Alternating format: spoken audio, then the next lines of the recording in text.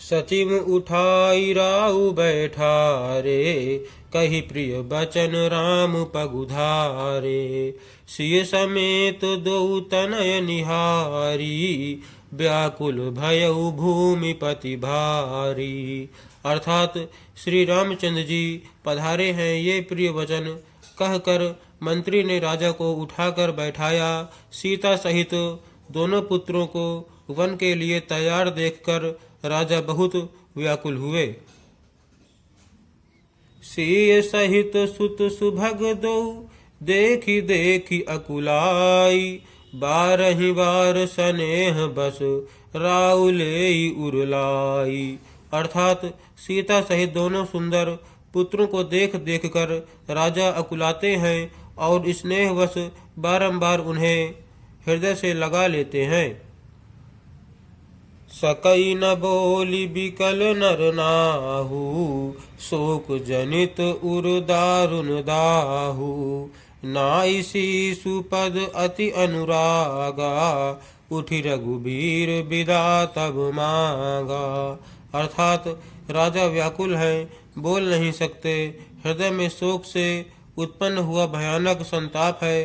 तब रघुकुल के वीर श्री रामचंद्र जी ने अत्यंत प्रेम से चरणों में सिर नवाकर उठकर विदा मांगी। पितु आशीष आयस मोहि दीजय, हरस समय बिसमऊ कत कीजय। तात किए प्रिय प्रेम प्रमादु, जसु जग जाई होई अपबादु। अर्थात हे पिताजी, मुझे आशीर्वाद और आज्ञा दीजिए। हर्ष के समय आप शोक क्यों कर रहे हैं? हे तात, प्रिय के प्रेम वश प्रमाद, कर्तव्य कर्म में त्रुटि करने से जगत में यश जाता रहेगा और निंदा होगी। सुनि स्नेह बस उठि नर नाहा, बैठारे रघुपति गहि बाहा। सुनहु तात तुम कहु मुनि कहि, राम चराचर नायक आहि।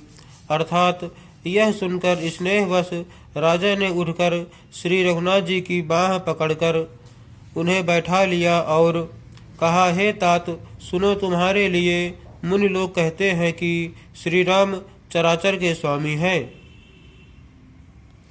शुभ अरु अशुभ कर्म अनुहारी, ईसु देई फल हृदय विचारी।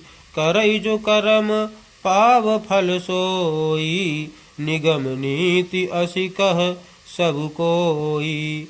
अर्थात शुभ और अशुभ कर्मों के अनुसार ईश्वर हृदय में विचार कर फल देता है। जो कर्म करता है वही फल पाता है, ऐसी वेद की नीति है, यह सब कोई कहते हैं।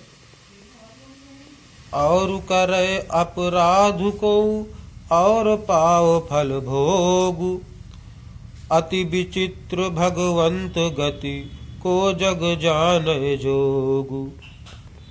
अर्थात किंतु इस अवसर पर तो इसके विपरीत हो रहा है। अपराध तो कोई और ही करे और उसके फल का भोग कोई और ही पावे।